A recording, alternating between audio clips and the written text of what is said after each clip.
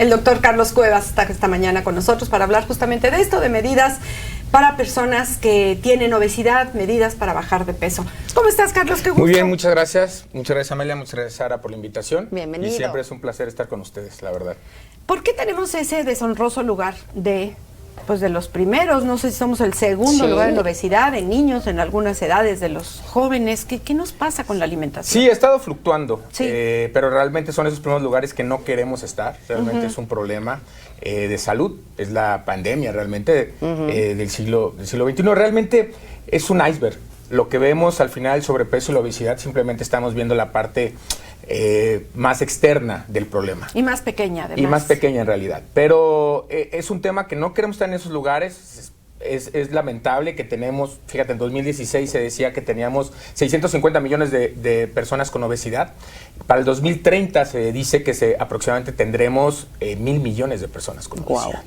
Y el tema no es la obesidad como tal, el problema es las complicaciones que trae la obesidad. Entonces, cuando traemos estos problemas como diabetes, hipertensión, hígado graso, colesterol y triglicéridos altos, personas que mueren de infarto, lo más triste y lo lamentable es que nuestros niños están enfermos. Y entonces el problema es que estamos teniendo niños que hoy tienen diabetes, niños que hoy tienen hipertensión, niños que hoy mueren de infarto. Entonces es un verdadero problema de salud pública y es un problema que nos acota a todos. Todos necesitamos tener muy bien identificado el problema, que es una enfermedad. Si no empezamos por ahí, saber que esto es una enfermedad, difícilmente podremos darle la vuelta. Entonces la mejor forma de hacerlo es verlo de forma estructural y verlo como una enfermedad real, ¿no? ¿Como la obesidad? Como la obesidad. La obesidad como tal enfermedad es una enfermedad crónica, que esta enfermedad en realidad nos va a traer complicaciones y que en realidad no vamos a poder darle la vuelta si no trabajamos todos de la mano. Y en conjunto, es decir, instituciones de salud, tanto públicas como privadas, la familia como tal, las personas, entender las complicaciones que nos van a llevar y realmente quitar el estigma también, porque muchas veces, mira, al paciente con anorexia o bulimia se le trata como un enfermo, al paciente con obesidad se le ve como un paciente obeso, que es flojo, que no quiere bajar de peso y que no le echa actitud, ¿no? Entonces, en realidad, no se ve como una enfermedad, hay estigma. Entonces, mientras no demos ese cambio, realmente va a ser muy complicado y seguiremos teniendo las tasas de mortalidad que tenemos hoy en nuestro país. Y habías comentado ahorita justo el hecho de trabajar en equipo, de manera integral, también la sociedad, también la familia. Muchas personas lo hemos vivido muy de cerca, la obesidad con la familia y la manera en la que también somos responsables de lo que tenemos al alcance en nuestra casa para poder determinar si vamos a continuar con esta obesidad o si vamos a poder limitarla de alguna manera, teniendo conscientes cosas, pero también es un hecho que es un trabajo en equipo, Carlos. Tú lo viviste de cerca conmigo. Sí, es un tema importante el saber que si no lo hacemos de forma integral y en conjunto, realmente es muy complicado. En la familia, cuando existe una persona con sobrepeso o obesidad, realmente lo que llega a tener o los problemas que se llegan a dar, básicamente son muy importantes a todos los niveles, papá, mamá, hijos, hermanos, y además lejos del costo económico, porque es un costo muy importante cuando ya hay complicaciones, en vez de irnos en la parte anterior, donde digo, bueno, puedo hacer prevención, es muy costoso el tener un paciente con sobrepeso o obesidad. Y viene la parte emocional y espiritual también, la cual si no lo atendemos y no se ve de esta forma integral, difícilmente podremos solucionar el problema. Y es un problema que tenemos que entender que tiene tratamiento, que muchas veces no es curable como tal, la mayoría del tiempo no es curable, pero es tratable y podemos controlarlo. ¿Cuáles serían las medidas para bajar? Bueno, antes de las medidas para bajar, mejor las medidas para no subir. Exacto, para prevenir. Vamos a hablar de prevención, porque si ya sabemos que papá diabético, mamá diabética o ya hay obesidad en la familia, bueno, pues lo más seguro es que los hijos van como encaminados al mismo destino, porque el niño va a comer lo que se le sirve en casa y si hay familiares obesos, pues la obesidad entra por la boca, ¿cierto? No quiero decir que sea flojo el que sea obeso y que no quiera, yo no creo que haya una sola persona que diga, yo quiero ser gordito y me encanta tener 50 kilos encima. Nadie los quiere, ¿cierto? Pero ¿cómo prevenirlo? Es muy difícil para un niño que le sirven puras cosas que engordan, pues ¿cómo le va a hacer para decir que no? Sí, es muy complicado. Hay que entender que tiene varias aristas, el problema tiene varias aristas. Y lo más importante, sin sonar simplista, ¿no? El tema de, siempre te dicen, ¿qué te llevas a la boca? O sea, ¿qué comemos? Y la otra, el ejercicio. La vida real, eso es en teoría, ¿no? Y la vida real es, tengo poco tiempo, duermo muy poco, como a la hora que puedo, y bueno, de hacer ejercicio, son afortunados los que lo logran por el tiempo y por la disciplina que se han forjado a lo largo de los años. Entonces, realmente el problema es que si no tengo yo el tiempo y sobre todo la disposición para hacerlo, difícilmente lo vamos a lograr.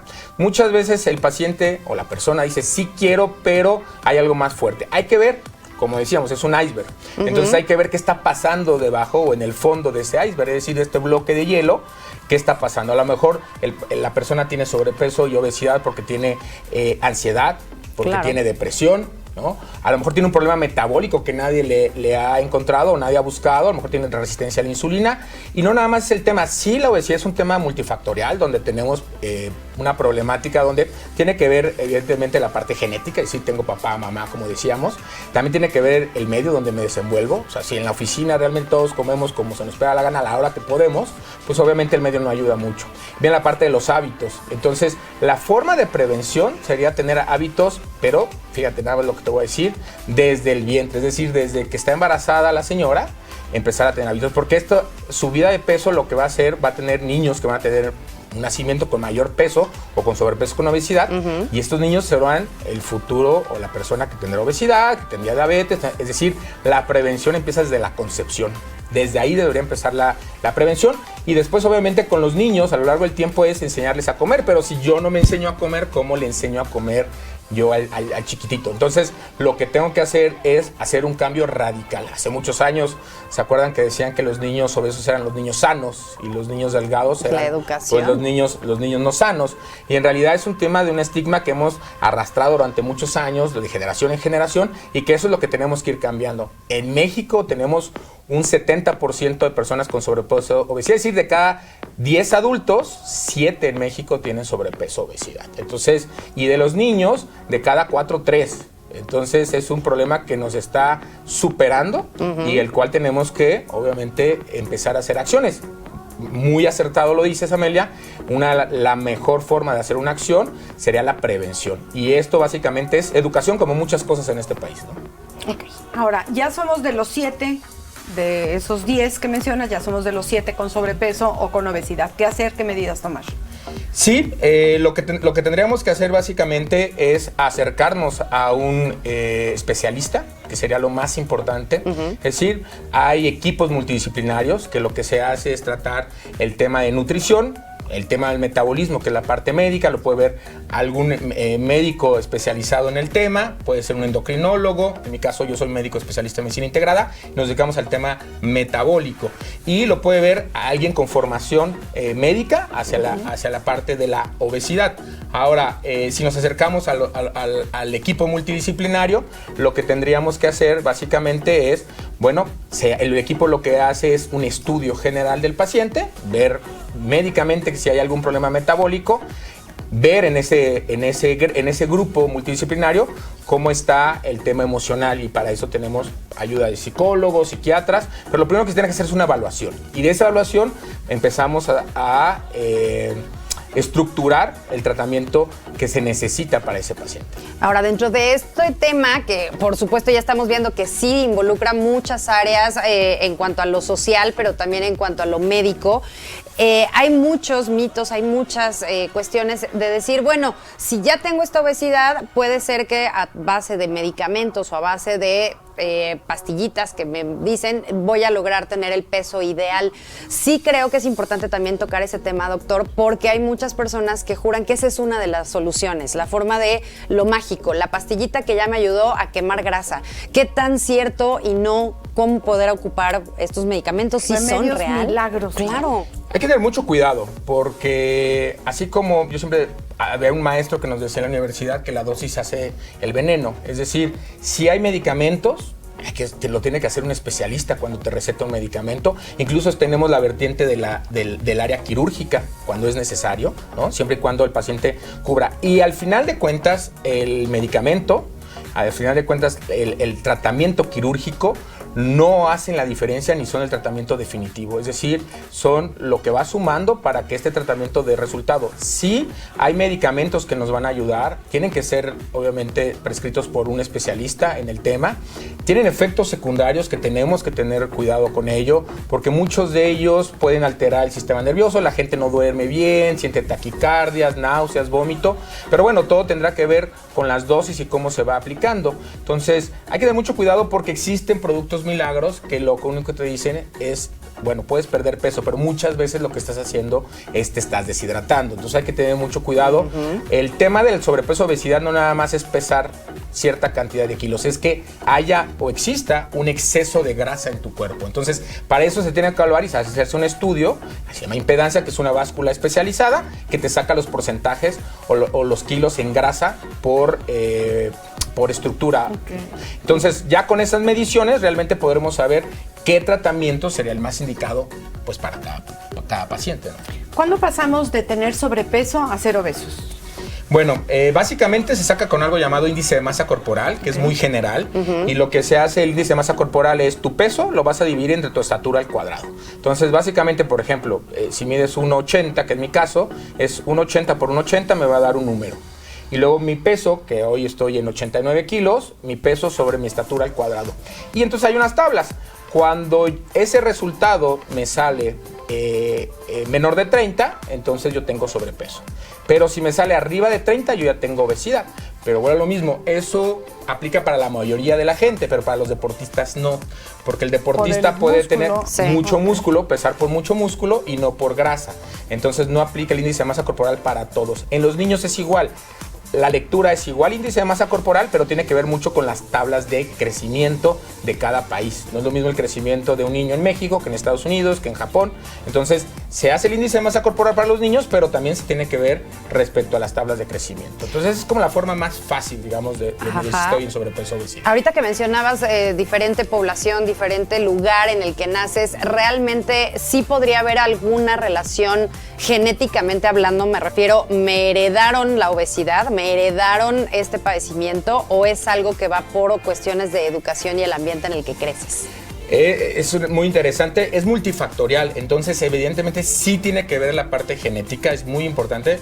Decía un profesor mío que los mexicanos tenemos el gen azteca, y entonces el gen azteca nos hace tener obesidad o ser más propensos al sobrepeso y la obesidad. Sí hay una parte genética importante, pero no es determinante, que eso es lo más importante. Ay, pero los aztecas no eran gordos. No, bueno, porque además la alimentación, no por la obesidad, sino realmente por el tema de que el mexicano tiene... Por lo que come. Por lo que come generalmente, y lo que se ha visto es que el material genético se ha ido modificando a lo largo del tiempo. Respecto a las personas tenemos sobrepeso, obesidad, entonces es lo que vamos heredándole este material genético a nuestros hijos para que sean más propensos para tener sobrepeso, obesidad, pero no es determinante. O sea, sí es importante la parte genética, pero eso no quiere decir, si yo tengo papá, mamá con diabetes, que voy a tener que tener diabetes. O sea, realmente se pueden hacer muchos cambios en el estilo de vida, en el medio, y lo podemos solucionar. Es multifactorial y sí, la parte genética es importante, pero no determinante. Ok. Ahora vemos en muchísimos productos que te ponen este sellito de exceso de calorías, exceso de azúcares, etcétera. ¿Funciona? ¿Está funcionando? ¿Tú en el consultorio ves que alguien ve eso y dice, ay, no lo voy a comprar porque tiene exceso de azúcares? ¿O es como el cigarro que te lo suben de precio y lo sigues comprando? Yo creo que sí que fue muy atinado por parte de Gobernación hacer este cambio. O sea, realmente el proyectar este tipo de tablas o de sellos son mucho más impactantes para la población. A lo mejor no tenemos el impacto que queremos, pero por algo se inicia. La siguiente o la evolución de estos nuevos sellos será la semaforización. Es decir, ponerlos de color será, ahorita están todos negros, los vemos, y viene el porcentaje, dice alto en grasa o alto en azúcar. Pero a lo mejor ese alto lo podemos poner en rojo, ¿no? Y a lo mejor en proteína en verde porque es adecuado, y visualmente es mucho más sencillo para el paciente el determinar por colores. Pero en realidad creo que está funcionando, pero nos falta todavía. Oye, Carlos, y en cuanto a hombres y mujeres, ¿quiénes son o somos más propensos a la obesidad? ¿Tiene que ver el género? Sí tiene que ver el género y tiene que ver una cuestión metabólica, es decir, la mujer por su estructura fisiológica y anatómica tiende más a la conservación o a la producción de grasa.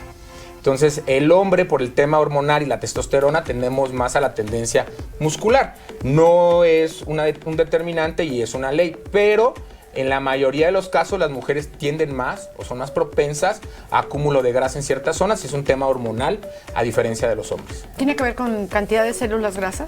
La cantidad de células grasa está determinada en realidad por la cantidad de estrógenos y testosterona. Recordemos que los estrógenos son mayormente hormonas femeninas y la testosterona son hormonas masculinas en general. Los hombres y mujeres tenemos de las dos, pero en su mayoría los hombres tenemos mucho más testosterona que estrógenos y viceversa en el caso de las mujeres. Y tiene que ver con esa acumulación de grasa dependiendo de los niveles de hormonas que tenemos. Y ahorita con lo de las hormonas que mencionas, Carlos, entonces, digo, me suena un poco lógico cuando llegan a decir, bueno, inyéctate hormonas. Sé que no está bien si no lo llevas de la mano de un especialista, pero sí va por ahí a las mujeres un poco de testosterona. Sí, y de hecho los deportistas lo aplican demasiado, ¿no? Médicos del deporte que se dedican a esto, puede haber tratamientos con testosterona, por ejemplo, algún tipo de hormona masculina, para tratar de tonificar o ganar masa muscular. Eso obviamente lo tiene que hacer alguien claro, especialista en el medio, pero sí tiene que ver con estas concentraciones que son determinantes para ver qué tanto tejido graso produzco o qué tanto músculo estoy produciendo. Lo ideal es acudir al médico, a alguno de los especialistas, bariatras, en fin, medicina interna, todos los especialistas que tienen que ver con adelgazamiento, con bajar de peso, pero si pudieras dar algunas recomendaciones generales para los que no tienen al alcance una visita con el médico, ¿qué sería? Lo determinante sería tratar de consumir lo menos posible alimentos ricos en azúcar, sobre todo, bebidas azucaradas, es decir, refrescos como tal, o jugos, ¿no? Segundo, consumir menos harinas, que también son determinantes. Tercero, tratar de caminar por lo menos 150 minutos a la semana, que son prácticamente 30 minutos de lunes a viernes o 5 días a la semana, por lo menos a una intensidad moderada, ¿no? No te vas a correr, pero como si fuera a llegar tarde a algún lado. Eso sería determinante. Utilizar lo menos que pueda el vehículo, ¿no? Si me puedo mover y son distancias cortas, pues tratar de caminar. Si puedo hacer ejercicio, bienvenido, pero lo importante sería tratar de tener más movilidad, hacer ejercicio, ¿no? Ser más dinámico, menos sedentario y tratar de bajar el consumo de carbohidratos y bebidas azucaradas, básicamente. ¿La hidratación es importante? Muy importante la hidratación, por lo menos consumir, es variable porque depende del peso, pero más o menos entre 1,5 y 2 litros de agua natural o simple. No se toma en cuenta el té o el café, hay que dejarlo de un lado, sino agua natural como tal, sin sabor, ¿no? Los jugos y los refrescos. No, bueno, es azúcar. Eso nos da para otro tema, ¿eh? Sí. Pero sí. Sí, somos muy afectos. Los jugos en realidad son un mito, ¿no? Mucha gente cree que si consumo jugos voy a bajar de peso y en realidad lo que está haciendo son disparos de azúcar y eso te va a llevar a producir más grasa. Ay, ¿En dónde te encontramos, Carlos? Yo, Carlos. Carlos, ya me sentí con la angustia. Estamos en el Hospital Star Médica de la ciudad de Querétaro. Prácticamente nos encuentra como Clínica Salud Metabólica. Tenemos en la ciudad de León, la ciudad de Querétaro, San Juan del Río y San Luis Potosí. Y nos encuentran en el teléfono 442-195-8673 aquí en Querétaro y en las redes sociales como Clínica Salud Metabólica. A cuidarnos. No nos queda duda. Híjole, ya educar a la familia también. Sí, por supuesto. Muchísimas gracias, Carlos Cuevas. Te agradecemos mucho tu visita. Al contrario, muchas gracias por la invitación y espero verlas pronto. Claro que sí. Nosotros vamos a una pausa. Está usted aquí en Confianza. Volvemos.